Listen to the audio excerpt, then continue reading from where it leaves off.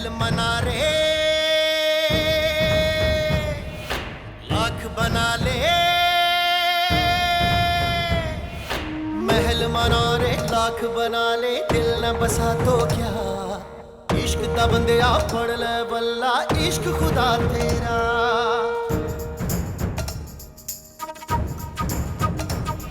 पैमाने वफा दस्तारे अना, पैमाने वफा दस्तारे अना, सब कुछ है यही रह जाना।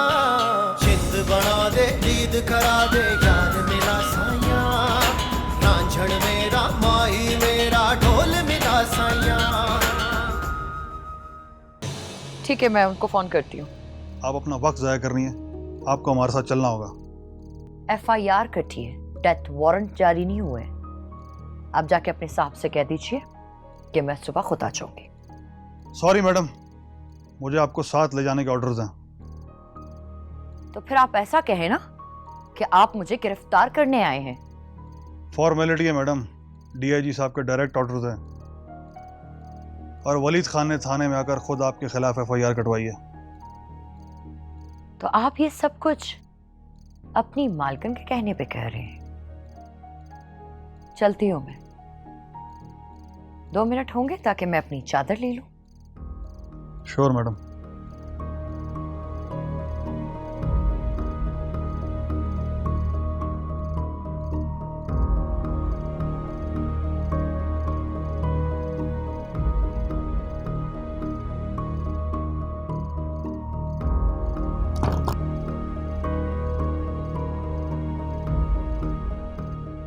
ये कोई मजाक नहीं है रेहाना बेगम।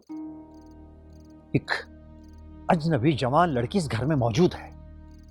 आम हालात हो तो और बात है, मानूर अपना घर छोड़ के आई, और घर भी कौन सा, इस इलाके के सबसे बाअसर और खूंखार लोगों का। उन्हें भिनक भी पड़ गई तो पता है क्या होगा। ठीक कह रहे हो, मगर मैंने उससे इसलिए नहीं पूछा कि कहीं वो ये ना समझे कि हम उसकी मजबूरी से फायदा उठा रहे हैं। तुम भी हमेशा उल्टा सोचती हो रेहाना। भाई वो अपनी मर्जी से घर छोड़ के यहां पे आई है, बल्कि आदिल अपनी जान पर खेल कर उसे लेकर आया है। उसकी मर्जी थी तो वो आई है ना। अभी आती होगी, तुम खुद पूछ लेना उससे।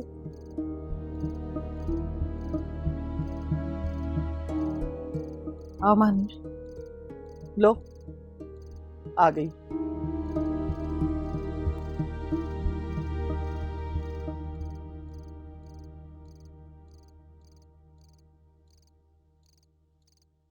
अस्सलाम वालेकुम। वालेकुम सलाम। बैठो बेटा, बैठो। मुझे तुमसे कोई जरूरी बात करनी है। बैठ जाओ मानूर, घबराओ नहीं, हमारे बाबा बहुत अच्छे हैं।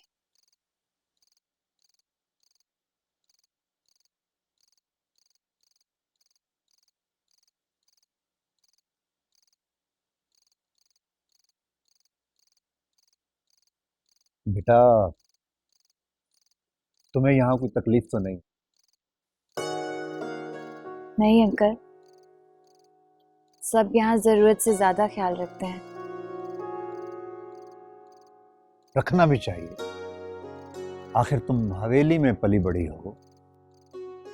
बेटा, जिन सहूलतों की तुम आदी हो वो हमारे इस छोटे से और सादा घर में तुम्हें नहीं मिल सकती। आप मुझे शर्मिंदा कर रहे हैं। सच तो ये है कि मुझे यहाँ आकर पता चला कि घर और रिश्तों की मोहब्बत क्या होती है। मुझे हमेशा से इसी चीज की तलाश थी। यानी तुमने सोच समझकर हवेली से रिश्ता तोड़ा है ना बेटा? जो रिश्ते अल्लाह ने बनाया मैं उन्हें खत्म तो नहीं कर सकती, लेकिन मैं हवेली वापस नहीं जाना चाहती। देखो बेटा, तुमने एक गैर मामूली कदम उठाया है। मैं खान खानदान को बड़ी अच्छी तरह जानता हूं। उनके लिए ये सब काबिल कबूल नहीं है और वो तुम्हें हर कीमत पर हवेली में वापस लेकर जाएंगे।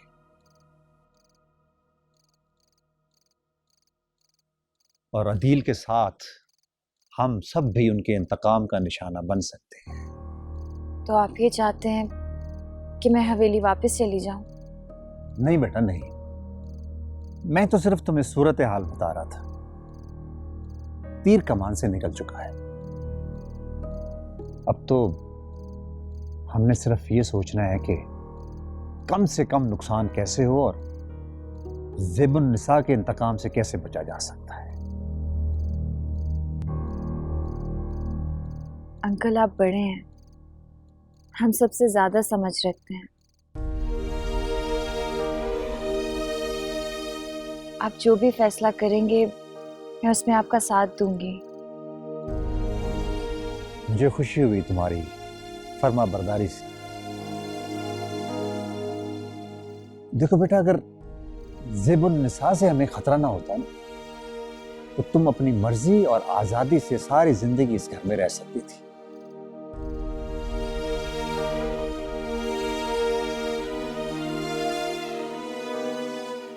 लेकिन अब इस तरह से रहना ना तो हमारे मुआशरे के लिए काबिल कबूल है और ना ही कानून इसकी इजाजत देता है।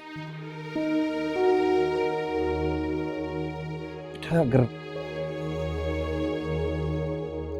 तुम्हें मंजूर हो तो अदील से तुम्हारा निकाह कर दे।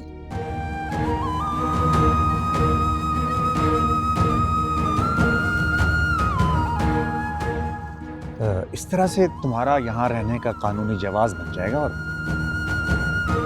फिर हम खान खानदान का डटकर मुकाबला भी कर सकेंगे। मुझे आपका हर फैसला मंजूर है। अगर मेरी सिर्फ इतनी सी ख्वाहिश है कि मेरी शादी पर मेरी मामा मुझे अपनी दुआओं में रुखसत करें। हाँ, मुझे कोई एतराज नहीं है। कहाँ है तुम्हारी मामा? मैं नहीं जानती, लेकिन अदील उन्हें ढूंढने की कोशिश कर रहे हैं। मुझे कोई एतराज तो नहीं है, लेकिन बेटा तुम्हारी मामा को ढूंढने में वक्त लग सकता है और ये ना हो कि इससे पहले कोई मसला खड़ा हो जाए। तो मुझे पूरी उम्मीद है कि ऐसा नहीं होगा, और अगर ऐसा हुआ तो मैं आप सबकी सलामती के लिए अपनी जान भी दे दूंगी।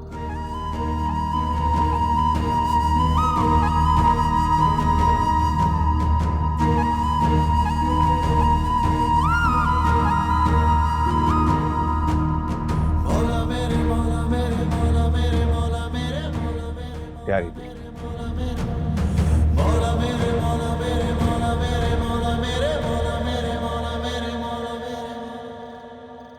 और कितनी देर इंतजार करना पड़ेगा? कब आएंगे आपके साहब? मैडम, साहब लोगों की अपनी मर्जी होती है, मर्जी के मालिक हैं, जल्दी आ जाएंगे। कसर तुम जाओ। Sir. I am very sorry आपको रात के इस वक्त बुलाना पड़ा, आप परेशान होंगी। परेशानी हुई? आपका स्टाफ मुझे गिरफ्तार करके यहाँ लेकर आया है और आप कह रहे हैं कि परेशानी हुई? क्या है ये सब कुछ? मजबूरी थी जी, डीआईजी साहब का हुक्म था कि फौरी तौर पर कार्रवाई की जाए। हाँ, तो आपने अपने इंस्पेक्टर को और सिपाहियों को क्यों भेजा? आप खुद क्यों नहीं आए? क्योंकि ये टीम मैंने तश्कील नहीं दी थी, ये डीआईजी साहब की टीम थी जो आपको यहाँ लेकर आई है। लेकिन मुझ पे इल्जाम क्या है? किडनैपिंग का। किडनैपिंग? किसकी किडनैपिंग? वलीद खान ने मैडम ज़ेबुन्निसा के बिहाफ पर एक एफआईआर कटवाई है जिसमें उसने बयान दिया है कि आपने ही मानूर को किडनैप करवाया। क्या? मैंने मानूर को किडनैप किया? दुनिया की कोई भी मां अपनी बेटी को अगवा नहीं करेगी। आप तो सब कुछ जानते हैं, उसके बावजूद भी आपने मेरे खिलाफ एफआईआर काट दी। एफआईआर कटवाना तो सबका कानूनी हक है मैडम। मैंने उन्हें समझाने की कोशिश की, लेकिन वो नहीं माने। अगर मैं इसरार करता तो डीआईजी साहब का ऊपर से फोन आ जाता और फिर मेरा इनकार करना भी नामुमकिन हो जाता। देखिए, आप अच्छी तरह से जानते बीजान ये सब कुछ इसलिए करवा रही है ताकि कोर्ट के ऑर्डर से बच सके। यकीनन उनको अपनी शिकस्त नजर आ रही है, लेकिन ये बात साबित है कि महानूर हवेली में नहीं है। ये आप कैसे कह सकते हैं? मैं जानती हूँ बीजान को, वो महानूर को कहीं और रखने का रिस्क नहीं ले सकती। वो अपने अलावा किसी पे भरोसा नहीं करती हैं। लेकिन अब उनकी मजबूरी है किसी पर भरोसा करना, क्योंकि वो अच्छी तरह जानती हैं कि अगर कोर्ट ने मुझे ऑर्डर दे दिया तो मुझे हवेली में तलाशी लेने से कोई नहीं रोक सकता। हाँ, शायद आप ठीक कह रहे हैं। उस दिन वो मुझे कह रही थी कि महानूर कहीं चली गई है, लेकिन इससे बड़ा लतीफा और क्या हो सकता है कि उस हवेली में उनकी मर्जी के बगैर कुछ हो जाए। मैडम, हो सकता है ऐसा हुआ हो।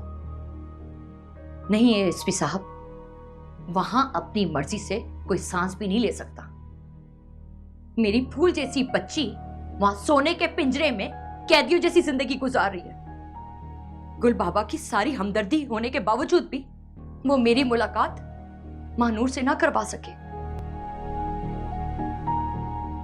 कैदी कभी कभी जेल तोड़ के भी भाग जाते हैं। एनीवेज, अगर आपकी पूछताछ मुकम्मल हो गई हो तो मुझे घर भिजवा दीजिए। मैडम, मुझे बहुत अफसोस के साथ कहना पड़ेगा कि आपको आज की रात थाने में गुजारनी होगी। सुबह कोर्ट से ऑर्डर मिलेगा तो आप रिहा होकर घर जा सकते हैं। What? This is too much. आपको पहले बताना चाहिए था ना। मैं कम से कम अपने वकील से तो बात कर लेती। वकील से मेरी बात हो गई है, उन्हें सब कुछ समझा दिया मैंने। आपकी एफआईआर की कॉपी भी दे दी है। क्या मतलब है आपका? आप ये कहना चाहते हैं कि मैं रात हवालात में गुजारूंगी? नहीं, मैं ऐसा कुछ नहीं कह रहा। आप यहाँ बैठिए मेरे कमरे में, बाहर लेडी कांस्टेबल मौजूद है। आपको कोई भी प्रॉब्लम हो मुझे बिला झिझक फोन करें, मैं आ जाऊंगा। आई एम सॉरी अगेन। मन जलने से तन बुझता है और जलता बुझता रहता है,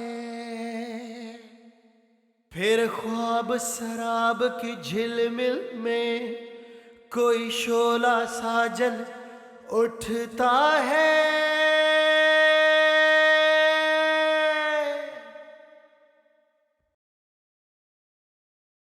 जैसे बुलवाया था वैसे ही वापस भी भिजवा देते।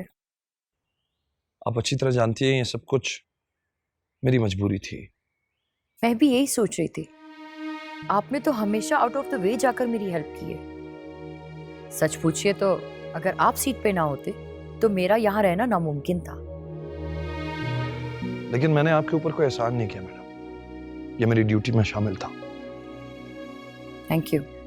आप अंदर आइए ना, मैं आपके लिए कॉफी बना देती हूँ। नहीं थैंक यू, कॉफी मैं किसी और दिन पी लूंगा। अभी आपके बारे में जाके डीआईजी साहब को रिपोर्ट भी देनी है। हाँ, sure. I am sorry. It's okay.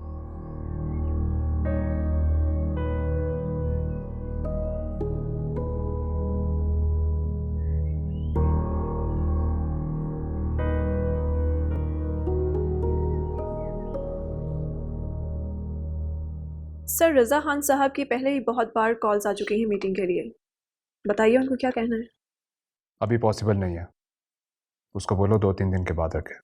Sir, ये मीटिंग 2 बार पहले भी कैंसिल हो चुकी है। रज़ा खान कह रहे थे कि काफ़ी सारे काम रुके हुए हैं। तो रुकने दो, फैक्ट्री से इंपॉर्टेंट भी काम होते हैं। एज यू लाइक, मैं आपका मैसेज दे दूंगी।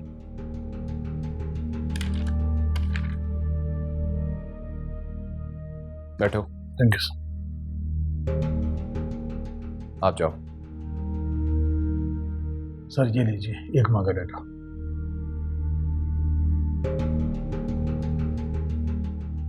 Very good, excellent. सर आपके हुक्म के मुताबिक मैंने 1 माह के डाटे को चेक कर लिया। सर 21 तारीख से 21 तारीख तक 1 नंबर पर मैक्सिमम कॉल्स हुई हैं। और उसके बाद अब तक उस नंबर पे दोबारा कोई कॉल नहीं हुई। सर ये लास्ट में वो नंबर है। सर मैंने इस नंबर का भी डाटा निकलवा लिया। एक्सीलेंट। किसका नंबर है ये? सर किसी अदील नामी शख्स का। अदील कहाँ रहते ये? सर मैं पता करवा लूंगा। तो पता करवाओ ना कि ये अदील है कौन और इसका मुनज़्ज़ा के साथ क्या रिश्ता था। सर मुझे 2 दिन का टाइम दे दें, 2 दिन में सारा डाटा आपके टेबल पे होगा। 2 दिन बाद क्यों? अभी फ़ोन करो। सर अगर अभी कांटेक्ट करेंगे तो वो मुताद हो जाएगा। मुझे उसका डाटा ले लेने दें, उसके बाद जब कहेंगे आपके आगे पेश कर दूंगा। लेकिन पहले उसकी इंफॉर्मेशन लेनी है, उसके बाद देखेंगे इसके साथ क्या करना है। ठीक है सर, आप बेफिक्र हो जाएं, ये काम हो जाएगा। जाओ तुम। जज थैंक यू।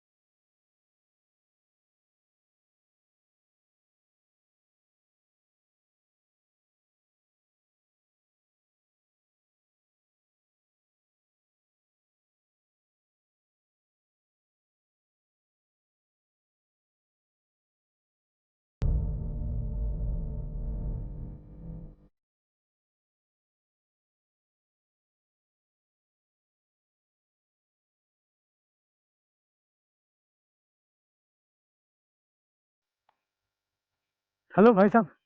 जी अस्सलाम वालेकुम। अस्सलाम वालेकुम। अदील नामी को लड़का यहाँ कहीं रहता है। कौन नदील? अच्छा अच्छा, वो इस्लाम साहब का बेटा। जी जी। इसी गली में सीधे चले जाएं, सीधे हाथ पे तीसरा घर है उनका। आप प्लीज़ मुझे साथ ले जा सकते हैं, उनका घर दिखा दें। ठीक है जी, ठीक।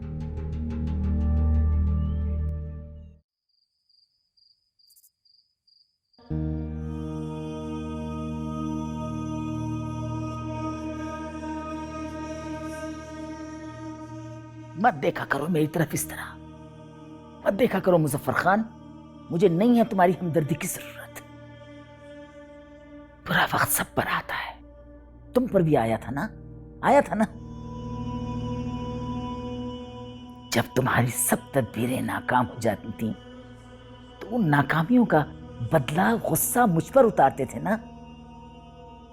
मेरे जिस्म पर कई कई दिन तक तुम्हारे बरसाए हुए हंटरों के निशान रहते थे मुजफ्फर खान।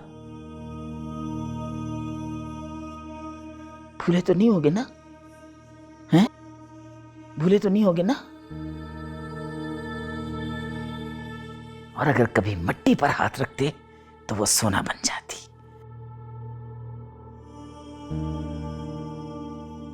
मगर अपनी कामयाबी का जश्न तुमने हमेशा कोठों पर मनाया।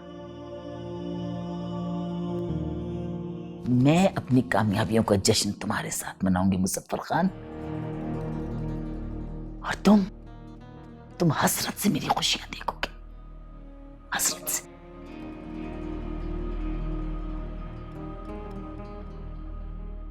अस्सलाम वालेकुम बीजान।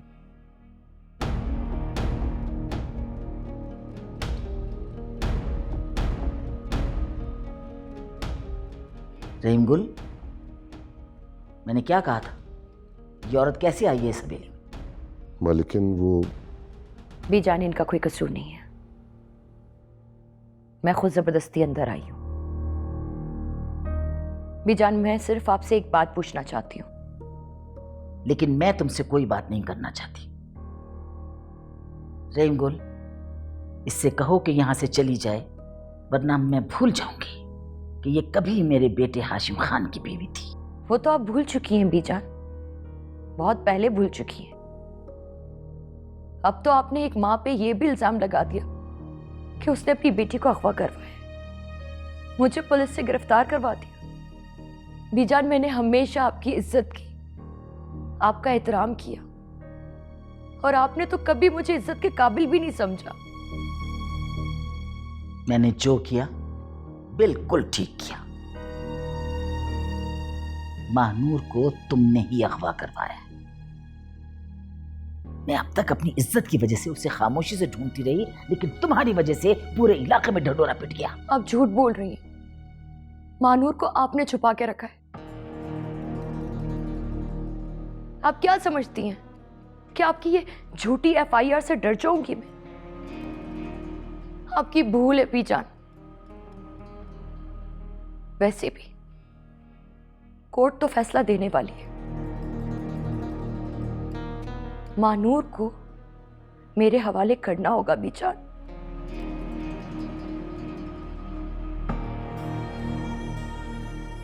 रहीम गुल,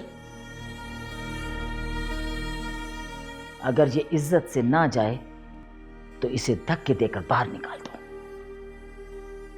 बीजान,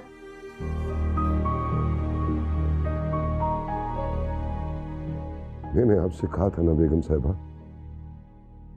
कि बड़ी मालिकन से बात करने का कोई फायदा नहीं।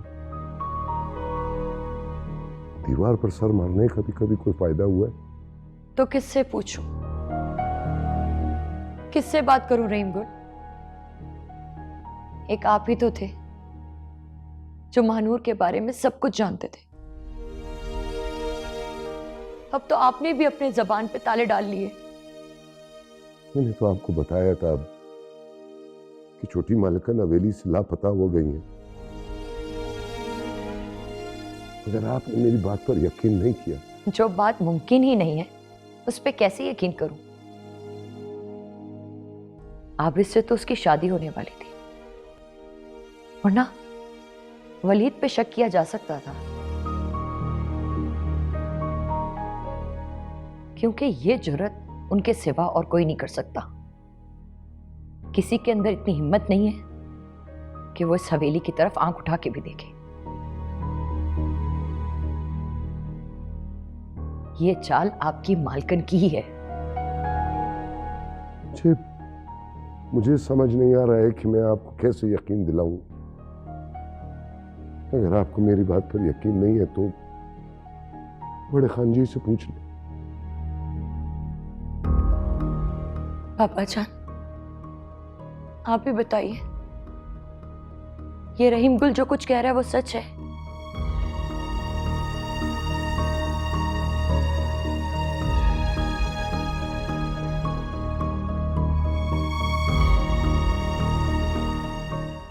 तो कहाँ है वो?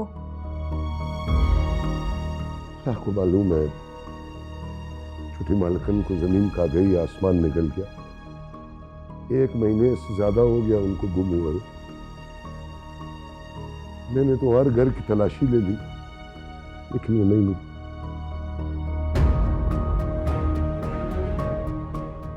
रहीम गुल महानूर का कोई दोस्त? मेरा मतलब है उसकी दोस्ती किसी लड़के से थी? जी। कौन? क्या नाम है उसका? वो हदील नाम है उसका। सलामत अली का बेटा है, लेकिन वो छोटी मालकन उसके साथ नहीं गई। 1 महीने से मेरे लोग उसकी निगरानी कर रहे हैं।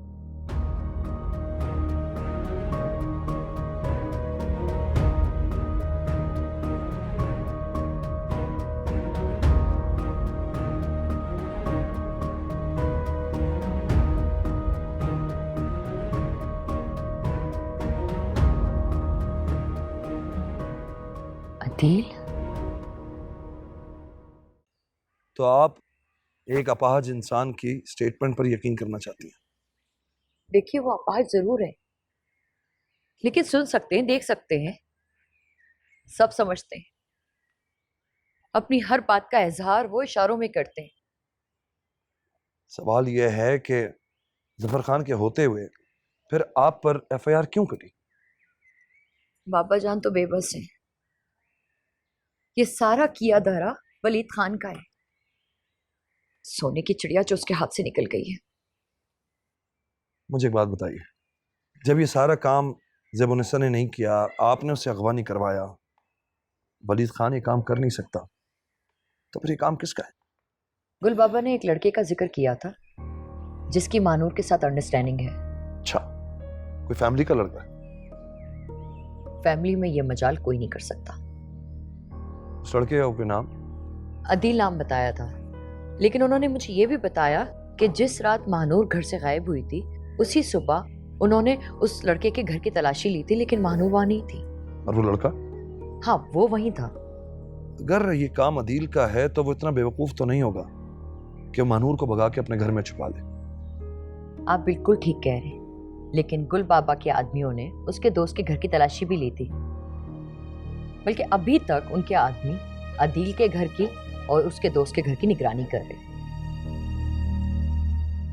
अगर ये काम ज़ेबुन्निसा का नहीं है तो सिवाय अदील के किसी का नहीं हो सकता। अगर आप चाहें तो मैं कुछ मालूमात करूं। प्लीज कीजिए, मैं पता करना चाहती हूँ, जानना चाहती हूँ उस लड़के का महानूर से क्या ताल्लुक है। वो महानूर के बारे में कुछ तो जानता होगा ना। लेकिन कोर्ट के ऑर्डर आने के बाद मुझे नहीं लगता कि हवेली जाना मुनासिब होगा। आप ठीक कह रहे हैं। वैसे भी अब तो मेरे खिलाफ महानूर के अगवा की FIR कर चुकी है।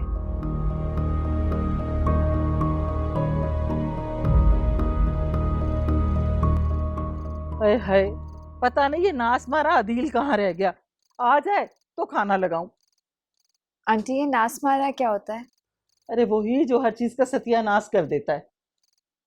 आप अपने बेटे को इस तरह से क्यों कह रही हैं? अरे बेटा, माँ हूँ, दिल से थोड़ी कह रही हूँ, प्यार में कह रही हूँ। और वैसे भी अम्मा भाई को ऐसा प्यार रोज करती है। अच्छा अच्छा, बस तू तो चुप ही रह।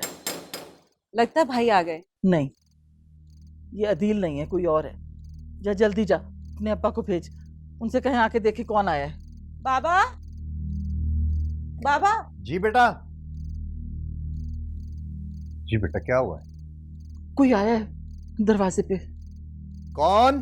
पुलिस। तुम जल्दी से इसको लेके अंदर जाओ, मैं देखता हूँ। जाओ जाओ, शाबाश। अंदर जाओ।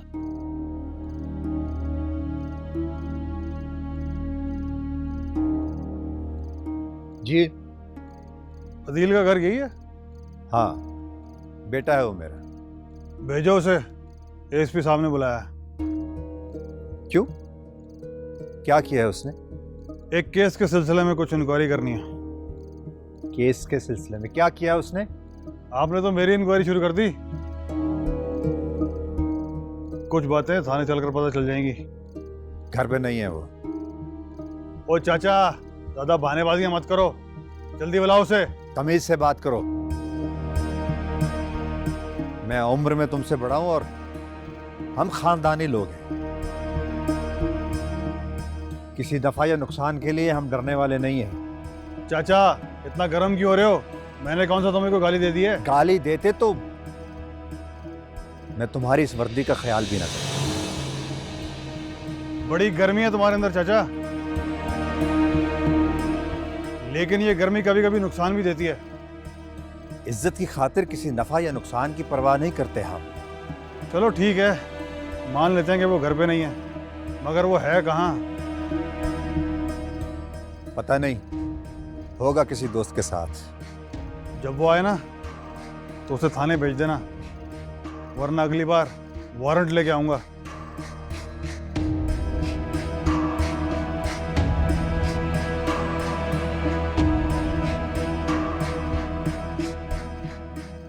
और हाँ,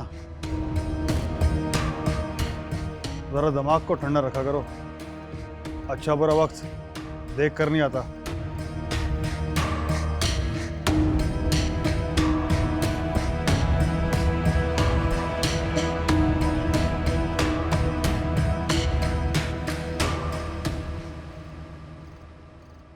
क्यों बुला रहे हैं मेरे बच्चे को थाने? मानूर का ही कोई मसला होगा।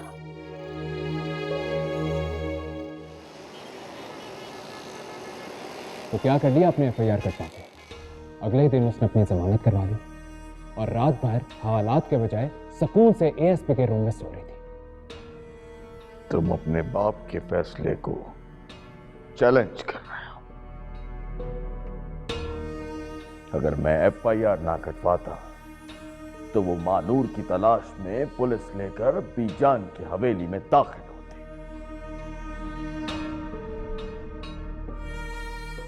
कोई भरोसा नहीं है उस ASP का कि बीजान को तौहीन अदालत के जुर्म में गिरफ्तार कर लेता। तो कर लेता गिरफ्तार।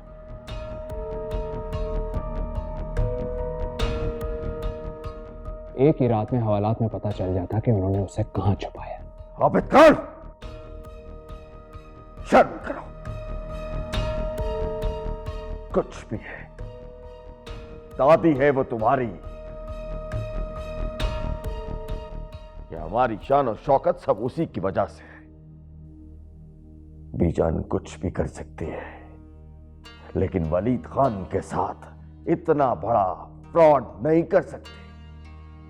2-4 दिन की बात होती तो ठीक था, सोचा जा सकता था। आज मानूर को गायब हुए पूरा 1 महीना हो चुका है। बाबा, मुनज्जा भी गायब है, और मुनज्जा का हवेली से गायब होना इस बात का सबूत है कि वो सब कुछ जानती है कि महानूर कहां है। अगर दादी मुझ पे यकीन करती ना तो मैं एक ही रात में उससे सब कुछ उगलवा लेता। FIR कटी है, पुलिस कुछ ना कुछ तो करेगी। वैसे भी 2-4 दिन में पता लग जाएगा। वो तो महानूर की मां को VIP प्रोटोकॉल में देके पता चल गया कि पुलिस क्या करेगी। अब जो कुछ करना है मुझे करना होगा। तो तुमने अब तक क्या किया है आबिद खान? बातें तो तुम बहुत बड़ी बड़ी छोड़ते हो। करवा लिए पता, मुनज्जा के यार का और उसके घर का भी। और मुझे यकीन है कि वो शख्स इस खेल में शामिल है। कौन है वो? बताऊंगा बाबा, वक्त आने पे बताऊंगा।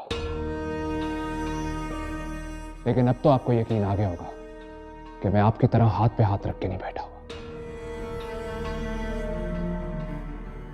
क्या बकवास करके गया है? क्या कह रहा है? मेरी तो समझ से बाहर है। आप दोनों बाप बेटा जाने अपनी दुश्मनियां। मेरे तो सर में दर्द हो गया है। आबिद खान, अगर तेरे सर से मेरा हाथ उठ गया ना तो 2 कदम नहीं चल पाएगा तू। हाथ पे हाथ धरे बैठे।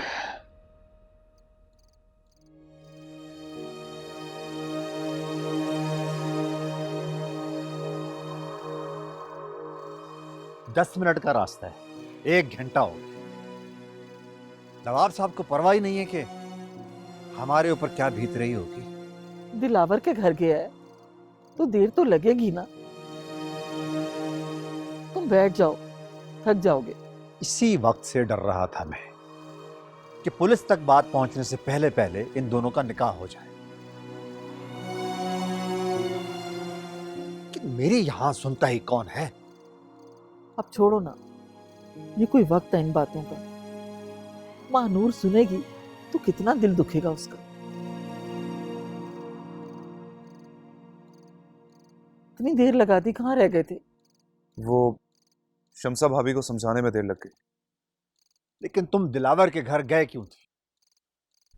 मैंने सोचा कि एहतियातन मानूर को अभी दिलावर के घर पे भेज दूं। जब थाने जाना पड़ेगा तो फिर पता नहीं क्या सिचुएशन होगी। इस बात से क्या फर्क पड़ेगा? अगर पुलिस ने तुम्हें मानूर के सिलसिले में पूछगिछ के लिए थाने बुलाया और उन्हें तुम पर शक भी हुआ तो तुम्हारे साथ वो तुम्हारे दोस्तों को भी नहीं छोड़ेंगे। वो तो बात की बात है ना अब्बा, लेकिन इस वक्त मानूर का इस घर में रहना ठीक नहीं है। दिलावर और शमसा भाभी आ रहे हैं उसे लेने। भाई, मानूर आपका वेट कर रही है, वो बहुत परेशान है। जाओ, दिलासा दो जाकर उसे। जी। जा, तू भी चली जा। इसका हर काम ऐसा ही होता है। अदील, आपने इतना इंतजार करवाया, परेशान हो गई थी मैं। कमाल है, तुम तो बहुत बहादुर और हौसलामंद लड़की हो। इतनी छोटी सी बात से घबरा गई। घबरा नहीं गई थी, फिक्र हो रही थी आपकी। मैं डर गई थी कहीं पुलिस वालों ने आपको पकड़ ना लिया हो। अगर पकड़ भी लेते तो क्या फर्क पड़ता? मुझसे मोहब्बत चुकी है, उसकी कीमत तो चुकानी पड़ेगी। दिल दुखाने वाली बातें ना करें। मेरी वजह से आपको कोई भी तकलीफ पहुंचे मैं बर्दाश्त नहीं कर सकती। और जो तुमने मेरी वजह से इतनी बड़ी जागीर और हवेली छोड़ी, सबसे बड़ी बात कि अपने दादा को छोड़ा, किसी कुर्बानी से कम है? छोड़ें इन बातों को। ये बताएं कि पुलिस ने बुलाया तो क्या थाने जाना होगा? हाँ, जाना तो पड़ेगा, वरना वो फिर से घर पे आ जाएंगे। कब जाएंगे आप? सुबह जाऊंगा। अदील आप अकेले नहीं जाएंगे, मैं आपके साथ जाऊंगी। मैं उन्हें बताऊंगी कि मैं अपनी मर्जी से आई हूँ, इसमें आपका कोई कसूर नहीं। थैंक्स मानूर, तुम्हारी इस बात ने मेरे अंदर एक नई कुव्वत पैदा कर दी। लेकिन इस वक्त तुम्हें मेरे साथ चलने की कोई जरूरत नहीं। अगर ज्यादा सीरियस मसला होता तो अभी तक वो लोग मुझे गिरफ्तार कर चुके होते, और अगर उन्होंने तुम्हें मेरे साथ देख लिया तो तुम्हें फिर से हवेली पहुंचा देंगे, जहां तुम्हारी चीखों पुकार सुनने वाला कोई नहीं होगा।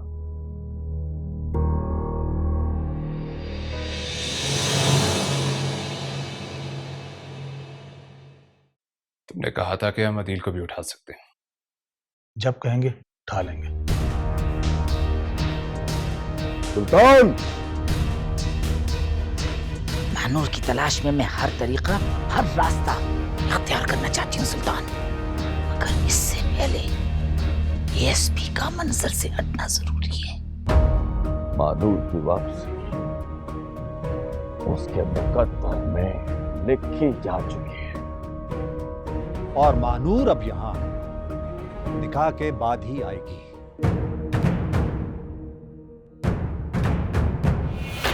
महल मनारे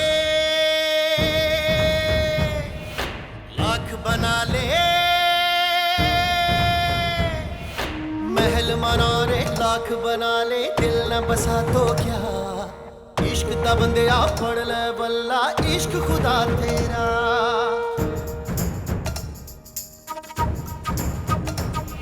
पैमाने वफा दस्तारे अना, पैमाने वफा दस्तारे अना, सब कुछ है यही रह जाना। जिंद बना दे, जीद करा दे,